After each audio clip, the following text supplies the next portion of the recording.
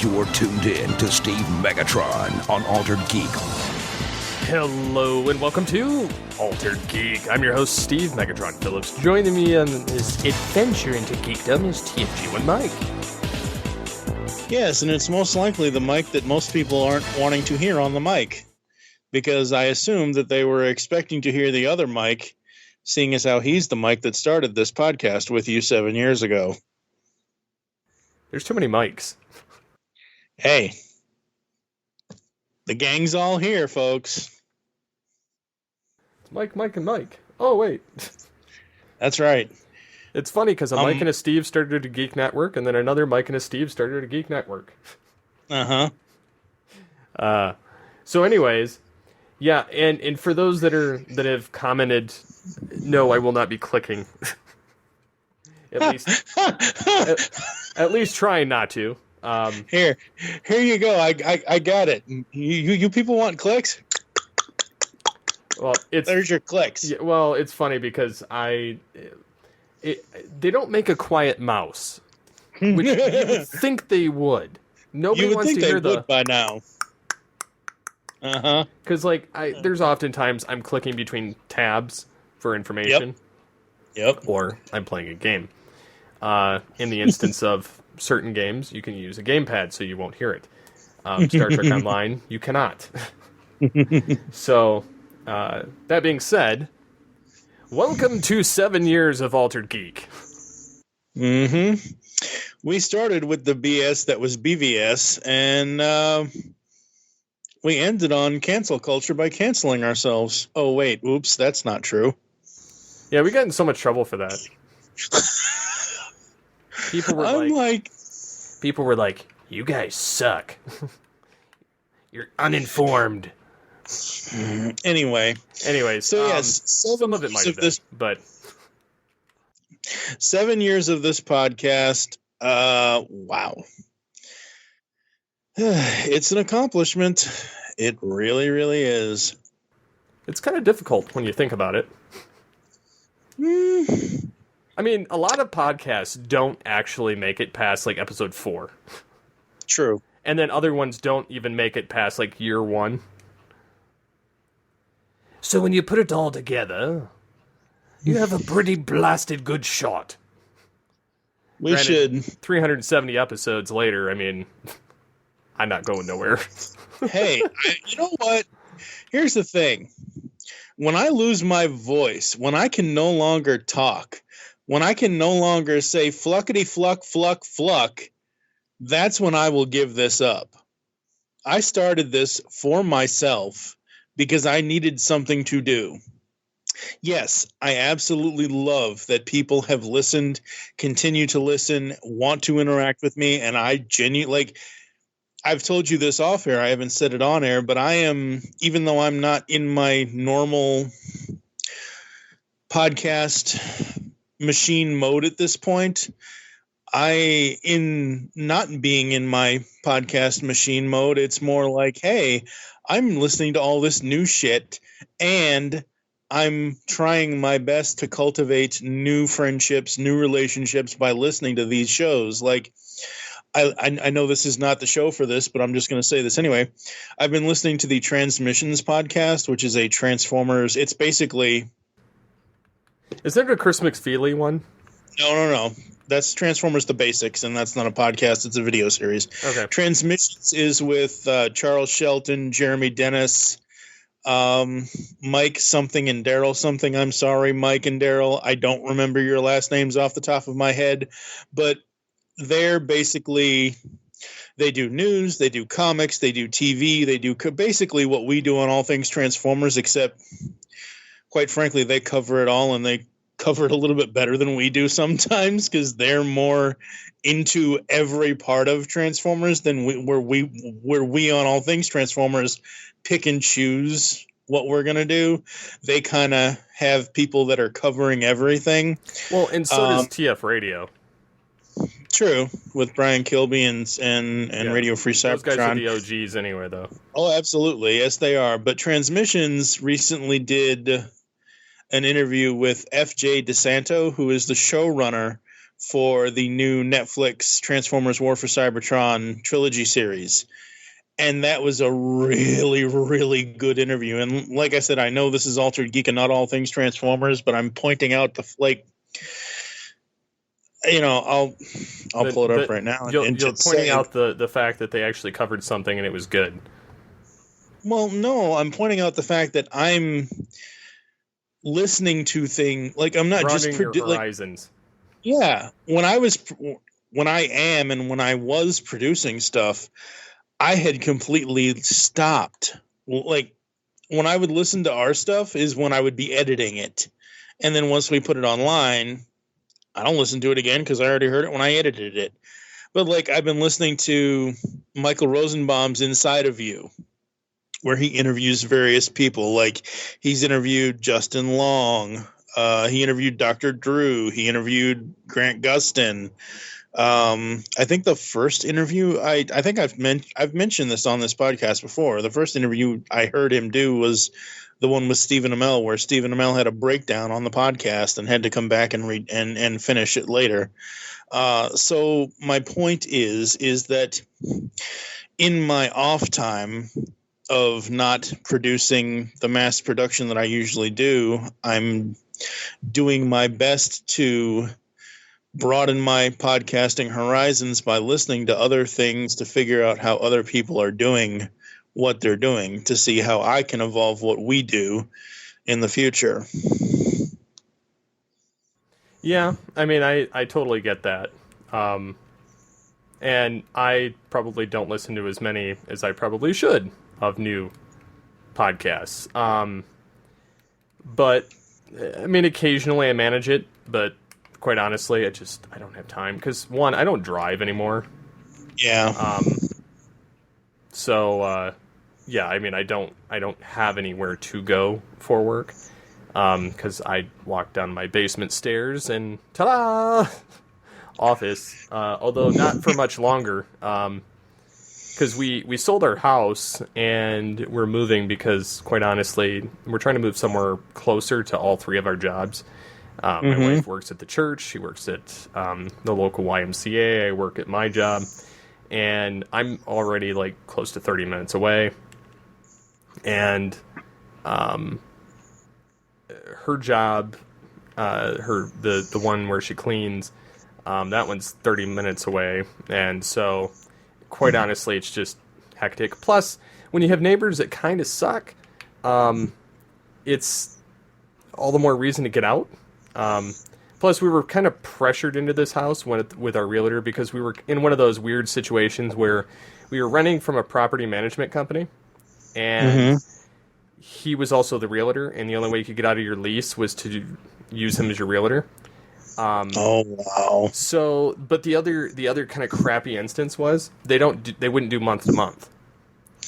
Oh, that's stupid. Yeah, but it was the cheapest place for the biggest amount of property that we had when we moved here to Colorado, and so we were a little irritated with the whole process. Plus, he was like, "It's a house. It's like the last one you looked at," and we're like, "No, it's not. This one's cleaner. This one's not. This one has this wrong with it. This one doesn't." And so, like, he was just being totally non-helpful. So we ended up buying this house that we're in, and quite honestly, there's nothing wrong with the house. If it weren't for the fact that it's on a busy street, which we didn't know because when we looked at it, it was after a snowstorm. Didn't think anything of it. And then the fact that the neighbors' yards were covered up by snow. And the one guy next to us, he just comes up, just waltzing into my garage smoking, doesn't speak English. And it's like, dude, I don't smoke. And he tries to offer it for me, and I'm like, please go. And the house, and the thing is this family owns the house next to us. They own the house on the other side of us. Then they own a house 2 houses down. Like, it's the whole family on this block. So it's like they're super kind of trashy in a sense. And they, in the most polite way I can say it, are kind of trashy because they have no lawn in their backyard. They're growing stuff, and because our house is like a 2-story in the back of the house, but on a ranch in the front because of the way the house sits, you can see it And the problem is, too, they have 30, 40 pigeons that live on their roof.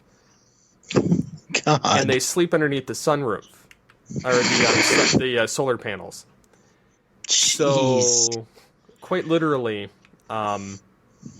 it's irritating. And I get woke up by it every day. So what we're going to do is, we've been vetting the yards too next to us. If they don't take care of their yard, it's also another red flag of,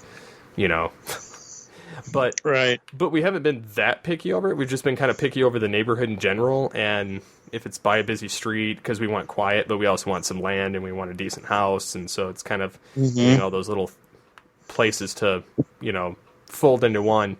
And the unfortunate part, like I said, is that, and then that we keep getting outbid on houses. We actually overbid on a house by like 11 grand and still lost it. Oh, they went with a lesser offer for whatever reason. And it was, mind you, it needed a lot of work, but it had a ton of land. And it was a 1987. It basically was a spitting image of my Michigan house. Mm-hmm.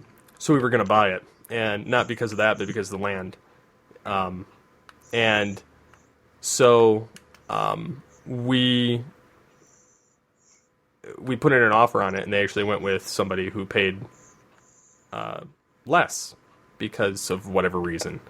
Probably a cash offer or something. I don't know. But it was infuriating. So anyways, we found a house that hasn't been listed yet. It says coming soon on the listing sites.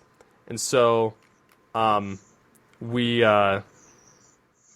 offered to we went up to them. We're like, can we make an offer on your house? We actually went to their house. And because Mary's like, what do we have to lose? We keep losing houses anyway. So so we did that, and they unfortunately, like, their realtor is still going to keep it listed. Yeah. We're going to see if there's other offers, which I've seen that come across a lot.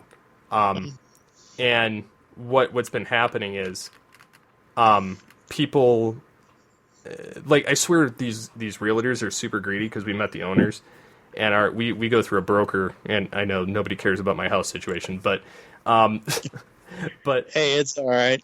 But the people, though, we're going through a broker, and they don't take any commission. It's $600. They list your house. Boom, you're done. Right. And so we were hoping that,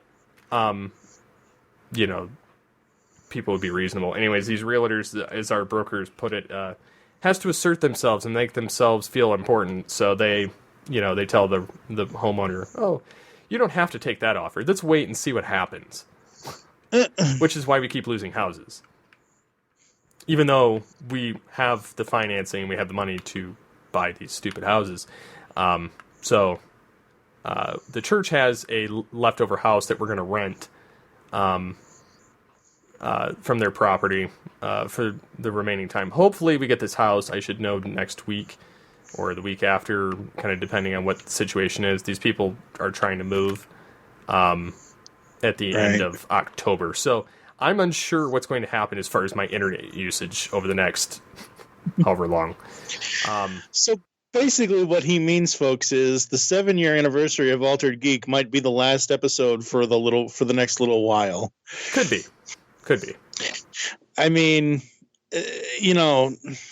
I've said this since we started.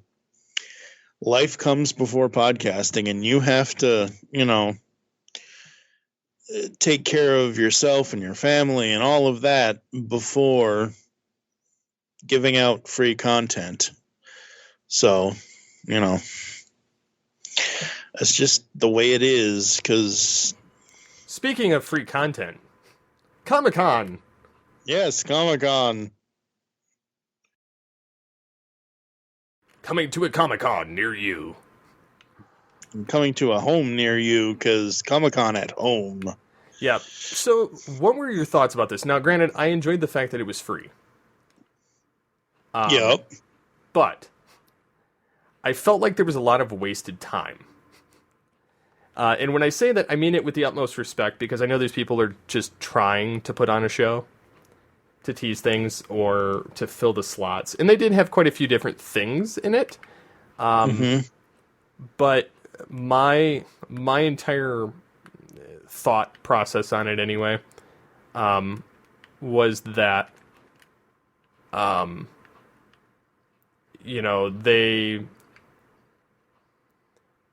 they seem to talk about some of the things a little bit too much that we'd already heard a ton about.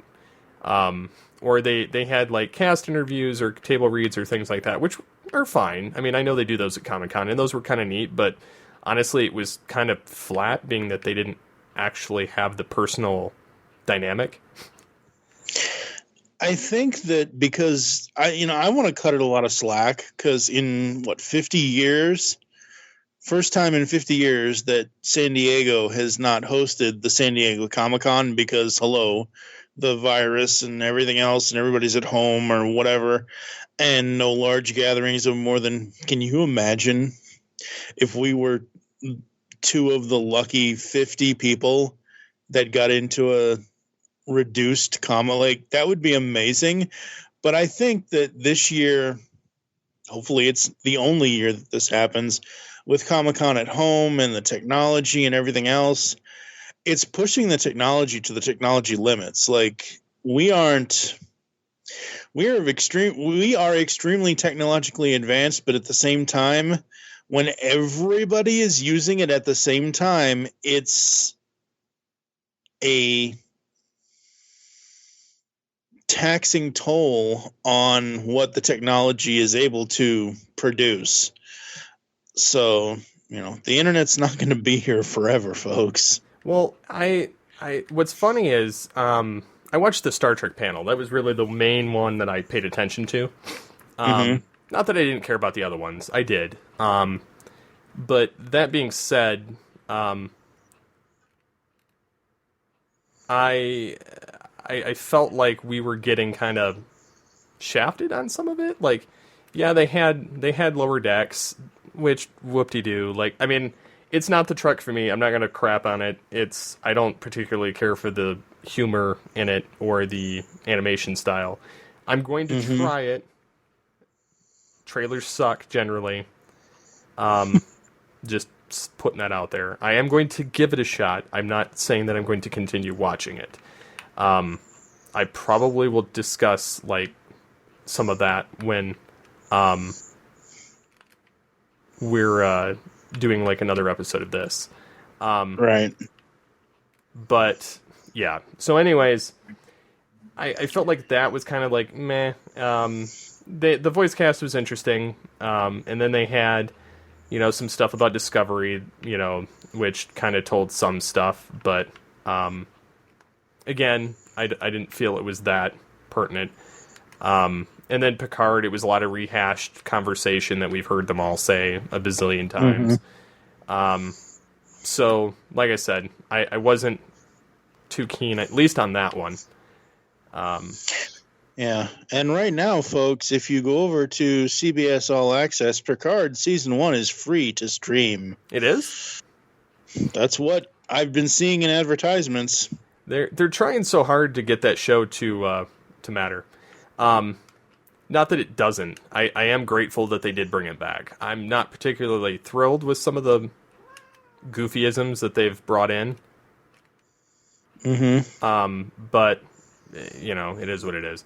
So, it's still Trek. It's bringing somebody else to it. It's, even though it may not be my cup of tea, it's, everybody has their own flavor of stuff as it comes out. So, kind of like TMNT or Transformers, and I'm not a fan of the recent Ninja Turtles, but it's bringing people to it. And the thing is you wait long enough, it'll circle back around to what you enjoyed anyway.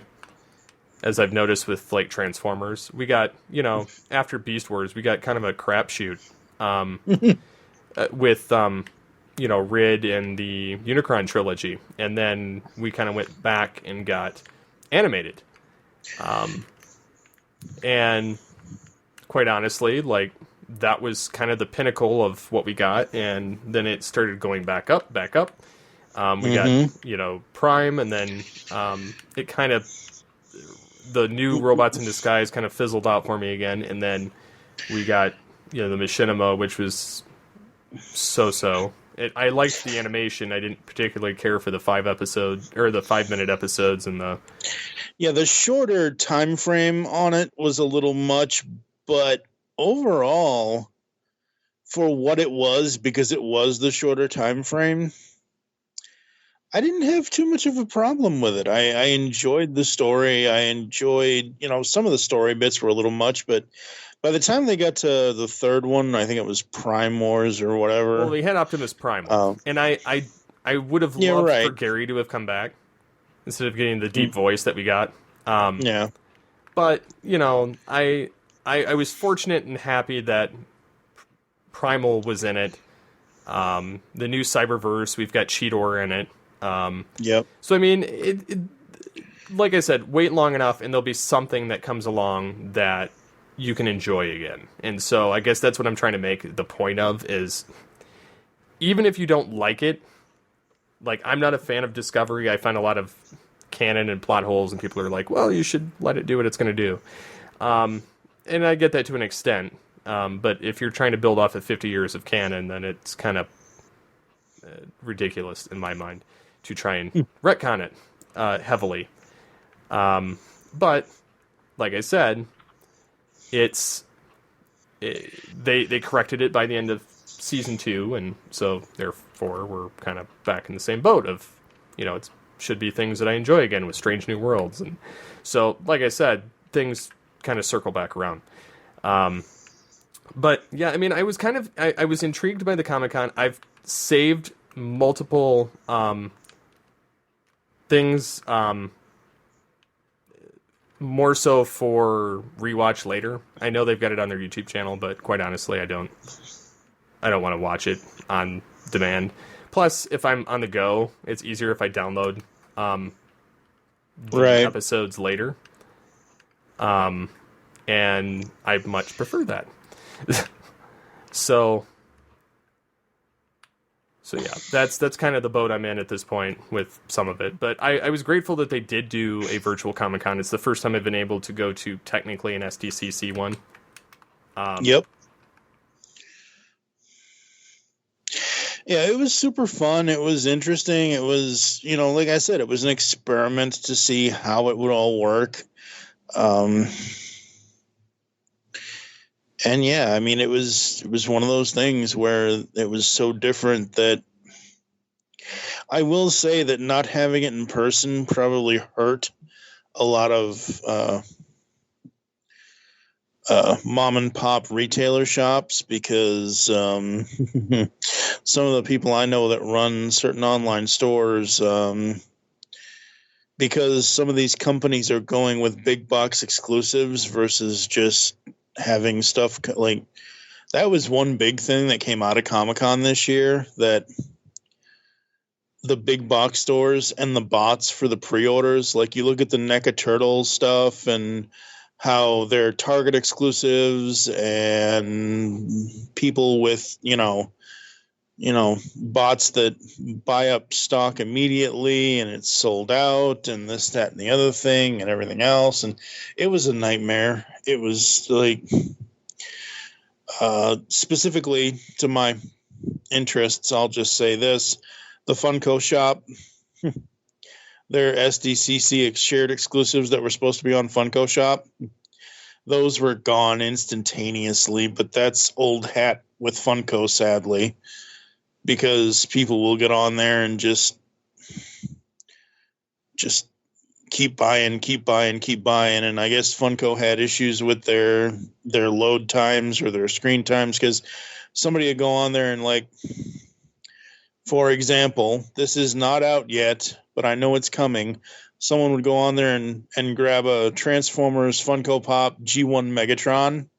It would be in their cart. They would be on the shipping screen. They would be on the shipping screen for 7 minutes. They would get to the final whatever, and then it's not in the cart anymore. Yeah, see, that to me is kind of crappy. But it's not just Funko that happened to. It was a bunch of other people as well. No, and I'm not blaming Funko. I'm just saying Right. it's kind of just crappy in general how that process works, because the website can't take it, or people are, scalping where they can. It's not easy to make money when you're, or I guess it's easier to make money if you're not there. Because you can just use the internet and the power of the internet and bots, and you can do whatever you need to do. Almost sounded Phil Lamar. That dude's awesome. Anyways, yeah. So I mean, I'm a huge fan of the fact that they did do a Comic-Con. Mm-hmm. So it could be worse. It was a great experiment. Yep. And so therefore I look forward to seeing what they do with it again. Absolutely. And again, like we said, it's nice that no one got the experience that it would be to go to San Diego and see it in person, but for everyone to get it for free, especially in these times of COVID and everything else that's going on, it's just one of those things where, this is nice. This is something to look forward to. This is something that, the Comic-Con International YouTube channel will have the videos up there, unless, CBS and Fox and everybody else gets copyright stricken by their own stuff. Yeah, that was another thing that was super funny to me.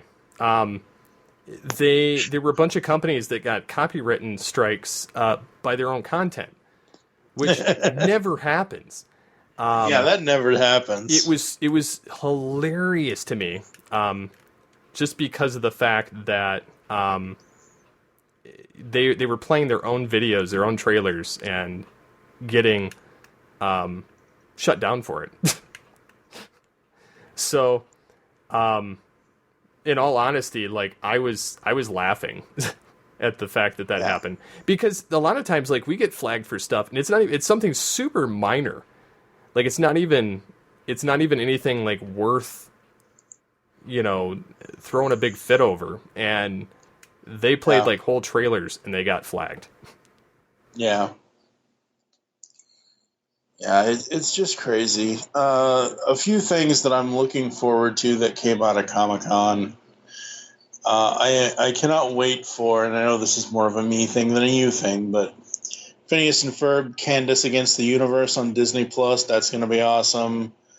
I'm looking forward to whatever IDW is doing. I'm looking forward to, obviously, Transformers War for Cybertron Siege. I will tell people that may not go to the Transmissions podcast and listen to that interview with FJ DeSanto, even though you should. If you listen to it, he tells you what you're going to expect from the Netflix series as far as the longevity. Each series is going to be 6 episodes, so 18 episodes for the entire trilogy. They're going to get Beast Wars by the end of it. Yeah, Kingdom. Yep. Yeah, I'm like, if they pull YouTubers all the time and pull people that are of prominence, I honestly, I better be Megatron. Beast Wars Megatron. Yeah. I'm gonna hold my tongue because I don't know, and I'm not. I can't even talk because it's just heaven forbid I say something on one of the GCRN podcasts that goes viral, and next thing I know, we're in trouble again. Oh, you know something? No, not really, but Tell me off air. Well, yeah, that's the point. Anyways, so moving on, in safety regions, we also have the fact that MP3s are 25 years old. Yes. Which is amazing. I didn't Yes. realize that they've been around that long, to be honest. But I think that it's great because we're podcasters and we live in MP3. Absolutely. Remember when Napster and all those things were like such a huge thing? Oh, yeah. It was, yeah. And I completely missed I guess I was very late to the party on the whole look for free music online thing. Because I never got into Napster. Sadly, I was reduced to LimeWire. See, I used Napster briefly before it went down. And then I used LimeWire, I used Kazaa, Morpheus, WinMX. There was another one. I had used LimeWire and Kazaa a couple of times, yeah. Yeah, I can't remember what there was one more. And to be honest, like, I can't remember what it was. So, yeah, I don't know. Anyways, I, for the first time, actually tried YouTube music the other day. Yeah. Not bad, actually. I don't like the cost, which is like $9 a month. But, yeah, I mean, I think that it's not bad because it cuts out all the commercials. It cuts out the intro crap. Like if you're listening to a YouTuber, for instance, that does a parody of certain music, Right. they actually cut out them talking at the beginning and the end. Oh. Depending on, I think they have to trigger it that way or like plan it that way when they're building it. But I was quite amazed that they had that set up because I was able to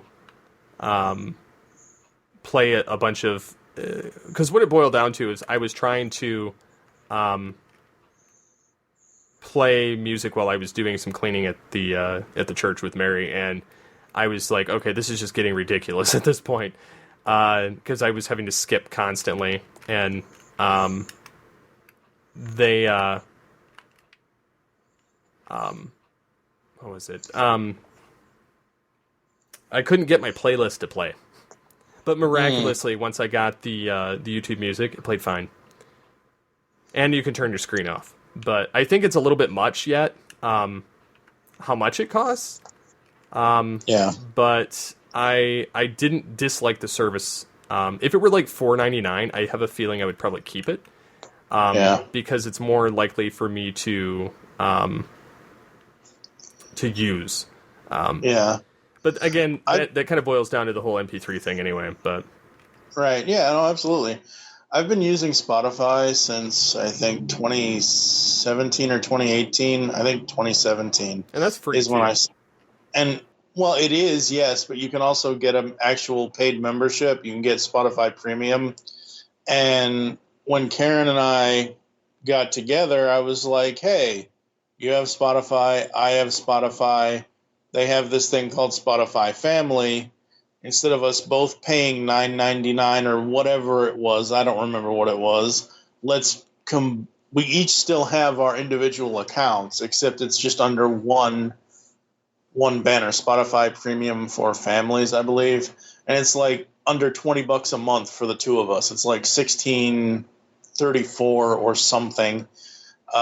Which it really, really works. I did actually try out a 30-day trial of Amazon Music, only because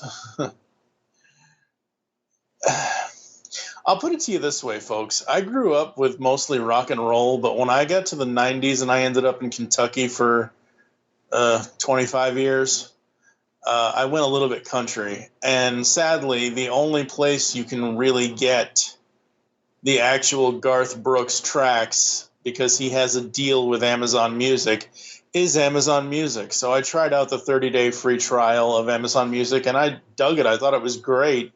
Thought it was really cool, but I still prefer Spotify over anything at this point because I like the UI the most. Hell, I even listen to a lot of podcasts on Spotify. I'm like, anybody that says, for example, say a friend of ours, whomever, insert name here, hey, I was on this podcast. My first question, is that show on Spotify? Is it on Spotify? Because I don't want to shut up. Because I don't want to have to like. I'm working from my phone. I'm not on my computer. I really don't want to have to go to 20 million different websites to listen to all these podcasts.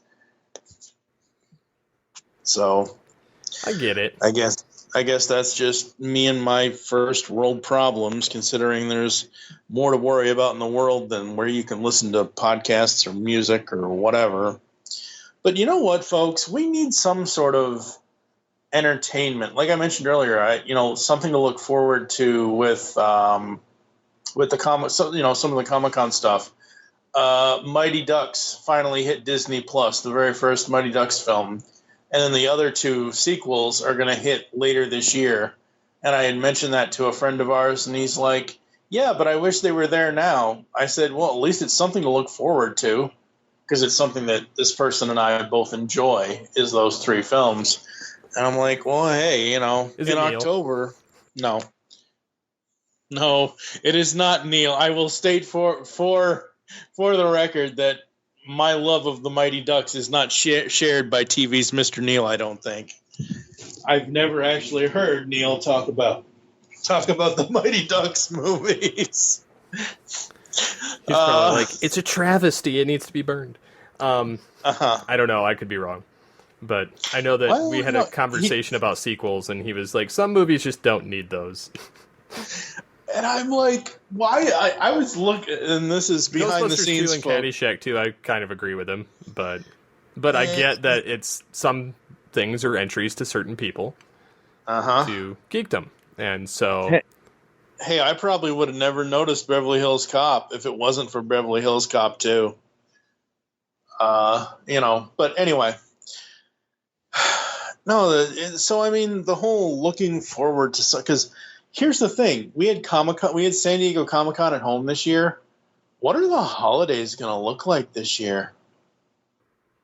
I've heard people say that there have been Halloween things on store shelves already. I have not actually seen this myself, but I've seen people on Facebook say that there have been Halloween stuff on shelves already, and I'm like, it's not even August yet. What's going on here? It's Christmas in July. Exactly.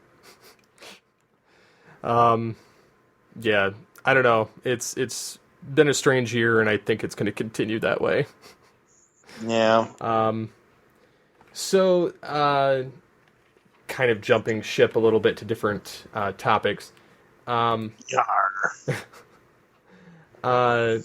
Something that kind of sucks. This happened to Steve Blum.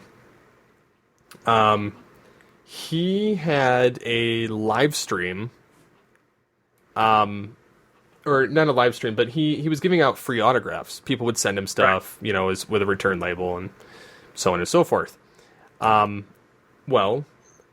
Unfortunately, people took advantage of him and his good intentions and sent, way too many things, and then would sell them for enormous profit, or abused his time with unrealistic expectations, and he basically pleaded with people not to do this, not to ruin it for everyone, and he's like, he says, I can't allot all my time to a free service and constantly be abused. He says he really didn't want to do it, but he had to shut down his PO box. So all items would be returned to sender. He says, this doesn't mean that you still can't get personalized stuff. He says just, resetting to go through regular channels like everybody else. So now he does like signings through his live stream and announce certain things on, Instagram or things like that, but he's not doing, through the original methods anymore. Well, and it makes sense because, you know what? Here's the thing. Somebody asked me, and I've done this before, so it was only because I was desperate, more so than anything else. I've sold autographed CDs before. They were not personalized to me. They were just, hey, the band signed this. You can purchase it kind of thing. It's a huge difference for me to to sell something that is just the band's signatures versus, say, someone who's famous in the Transformers world that says, "To Mike, all the best," and then they put their name,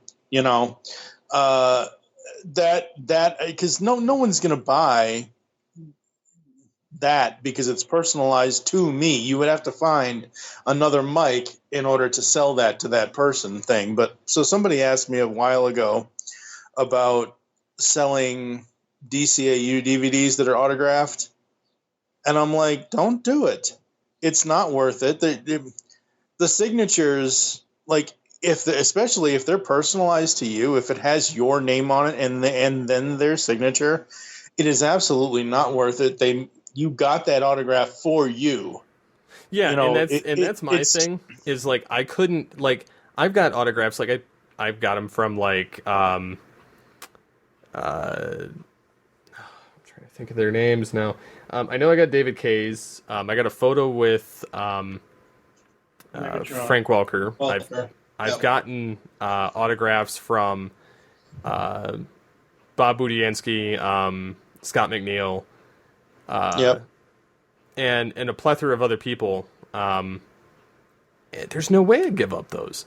Like, even if I don't have them displayed, like I'm not getting rid of my autographed stuff. Yeah. If anyone goes a lot. Good. Yeah, exactly. If anyone goes over to my YouTube channel, which is like I haven't used in years, but I at least have some of the old. I actually went through and deleted a bunch of videos because YouTube a while ago was like, "Oh my God, if you don't do this, the whole mark for kids thing, mark not safe for kids." I'm like, okay, I'll just delete all this then because you mark it not safe for kids, and then it's fine. Well, right, yeah. But at first I was like, I'll just delete some of it. And then I did mark not safe because I found out how you can do that for the entire channel, not just each individual video. But anyway, if you go over to my YouTube channel and you look at my 2017 tour of where I was living at the time in the apartment in Louisville, on one of my walls, I have something that my mom got in 1986 when I was 6 years old, which was part of the autograph package for David Hasselhoff. I have a framed, signed to Michael, David Hassel. It's an 8x10 photo of the guy. You know how you used to always get the 8x10 glossies of either stars or radio personalities or that kind. It's basically that kind of picture. Like, I would never take that anywhere because it has my name on it with his signature. It's like No, and it means a lot to you. Exactly. It's like the David Kay thing. Like, there's no way I'd sell it.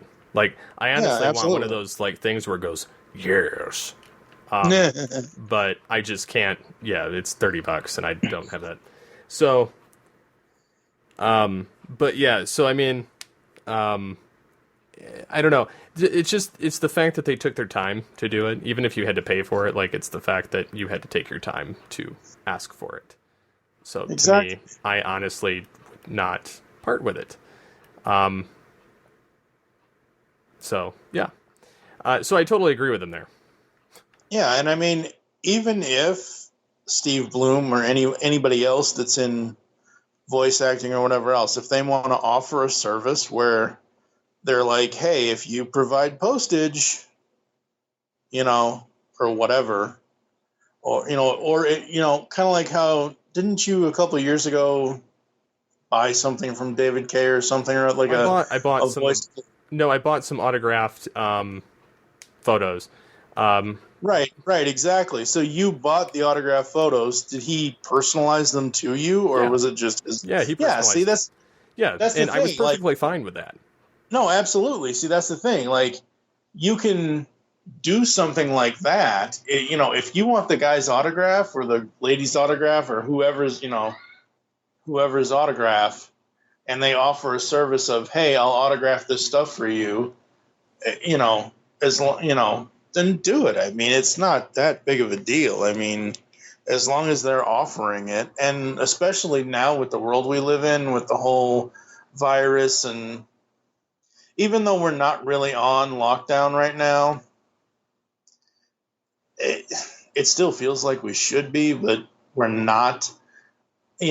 Most people are not wanting to go out of their house unless they absolutely have to still. Pretty much.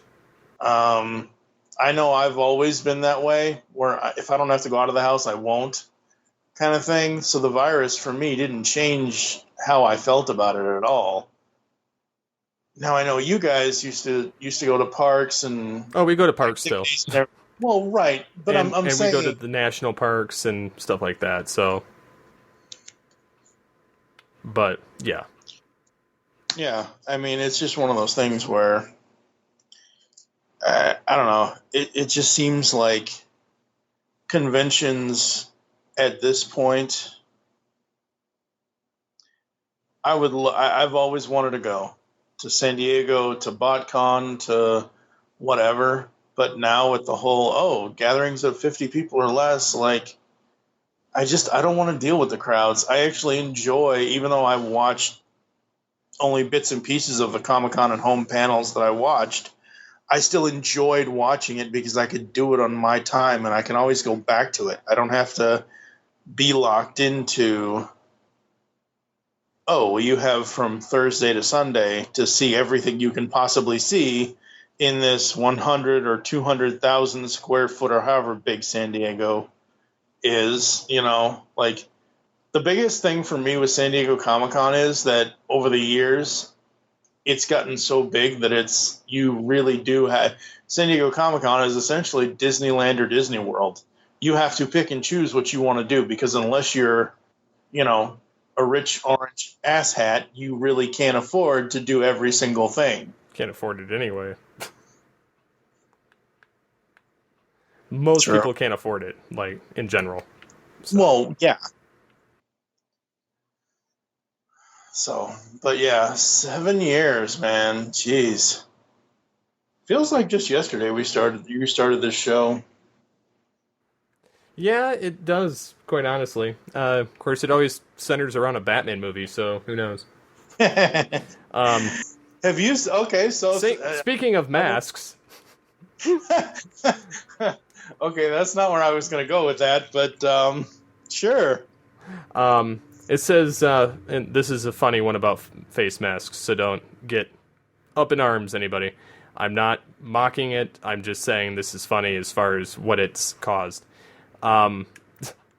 Face masks are breaking facial recognition algorithms, says new government study.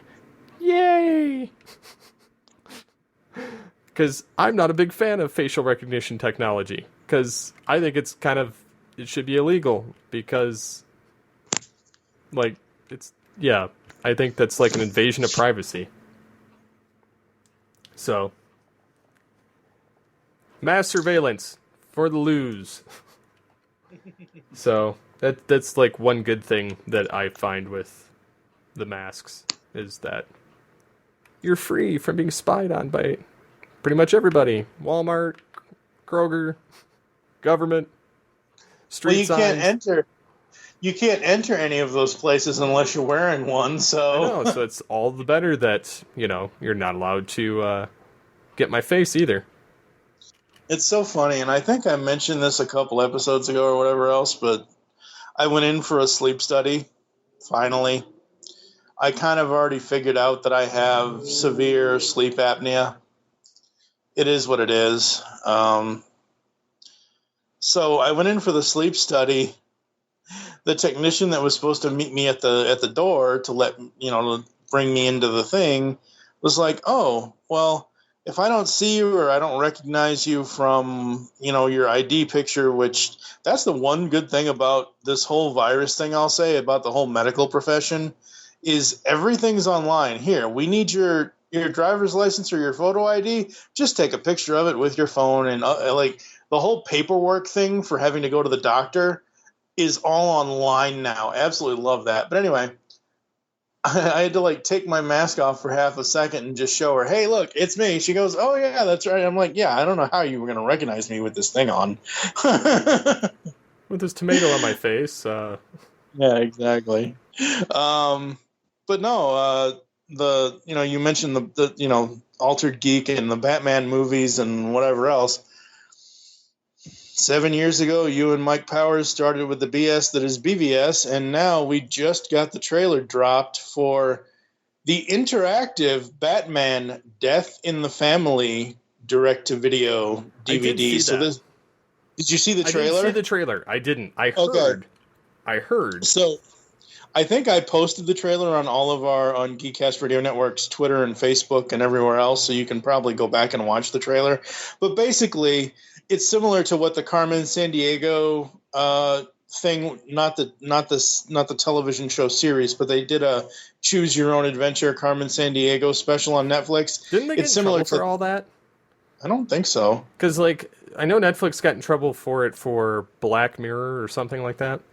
I've never paid attention to Black Mirror, so I have no clue. Well, the thing is Choose Your Own Adventure, if they use that title, it's owned by a company called Choose Your Own. Okay. Well, and they can sue anybody that uses it, so I'm just kind of curious. I honestly do not remember. I know it was... I think they call them interactive adventures now, or that's interactive something, way. Or whatever it is. I honestly do not. I honestly do not remember. But the point is that this new movie. Did I put it on the GCRN? I guess I didn't. I guess I'll have to. Anyway, it's basically Death in the Family.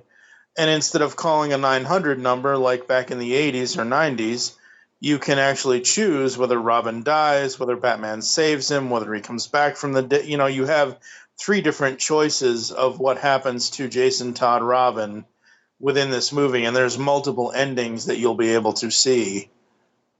So I don't know. I think it's kind of lazy for a movie to do that, but whatever. I mean, it's interesting. I'll give him that. Yeah. I like the concept. I just don't see it applying necessarily to that. So another thing that kind of dropped at Comic-Con is that apparently G4 is returning in 2021. Yeah, I saw that, and I was like, okay, I could get behind that. What I missed from it is they had this show that's actually how I got introduced to Unreal Tournament 2004, is they had a game show where they kind of had teams play the game deathmatch style against each other on it. And so I liked that show. And that's actually, I think, where Kevin Pereira came from before he became the host of the Screensavers Attack of the Show or whatever. I think it's funny that Leo Laporte took back the name the Screensavers after G4 had bought out Tech TV, which had bought out ZDNet or ZDTV. Yeah, I'm old. Yes, we are old. And Tech TV. But anyways, yeah, I think that idea is kind of neat to come back for a new generation. Yep. And what else? Let's see. Sadly, not that I want to end the episode on a sad note, but Regis Philbin passed away. Mm-hmm. Very, very sad. As far as I know, not due to the virus. No, he died of old age. Okay, there's that. So that's a plus. He didn't die of unnatural causes. Yeah. He wasn't the weakest link. He wanted to be a millionaire, but unfortunately, that doesn't save you from that. Bad joke. Sorry. Wow. Well, it's nice to know Altered Geek really hasn't changed all that much in 7 years. Not really. But anyways, yeah, it is sad that he died. Yeah. It's because I know that he was a cultural icon for a number of people. Yeah, I mean, multiple generations, especially with his morning show, his live show, because it used to originally, when I remembered, it was live with Regis and Kathy Lee. Yeah. Because it was Regis and Kathy Lee Gifford, and then obviously it was Regis and Kelly because Kelly Ripa came on, and now it's live with Yeah, and now it's like Live with Kelly and Ryan or something. I forget. Yeah, they keep changing. It's funny because they gave one guy like the shot at it, and he's like, he was there for like a month and a half, and he's like, "Oh, I'm going to Good Morning America." Yeah. So Was that Michael Strahan? yeah, Yeah, I never cared for that I guy. never cared for him either, but I thought it was kind of humorous that he's like, "Oh, I used you for the bumping step to get to the better show." The one that everybody pays attention to. I don't care for either one of them. I find them both like I don't know. I don't find any of them very entertaining. But When Regis was on, yes. I loved Regis and Kelly because it was so not just the age gap, but the difference of their experiences and what was going on in their lives at the time. Yeah. That, I love that contrast on the show. It's funny. Jeopardy is running classic.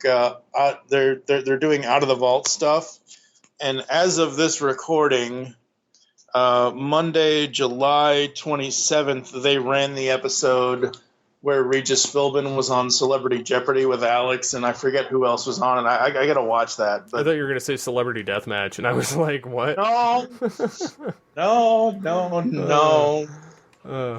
Next time on Celebrity Deathmatch. Anyway. Regis Philbin versus Pat Sajak and Alex Trebek in a triple threat. Against Ryan Seacrest, Nick Cannon, and... And CeeLo Green. Oh, God. The old squad destroys the new one. Mm-hmm. It's, yeah, I don't know. There ain't no school like the old school. No. But, say the V. But I guess that about rounds out this episode. Yes, it does. So what were some things that people found entertaining at Comic-Con? That's what I would like to know. Yeah, exactly. Like, what are some things that I possibly missed? Because, let's face it, I didn't watch all of it, so I probably missed quite a bit. Yeah, I'm right there with you. So, what would you like to pimp out for this episode? Let's see. I don't know. 12 years of all things Transformers. The pull bag has made a sort of return, not really, but sort of. It's kind of nice that luckily, and I appreciate them being able to do this. Episode 381 and 382. Actually, you edited episode 381, but episode. What episode was that? I don't remember. Anyway, two of the episodes recently, and one of those that's coming up, I actually got other people to edit for me. That wasn't you or I, because I can't currently edit. But yeah, episodes 381 and 382 are coming up. They're both Origins of Comic reading episodes.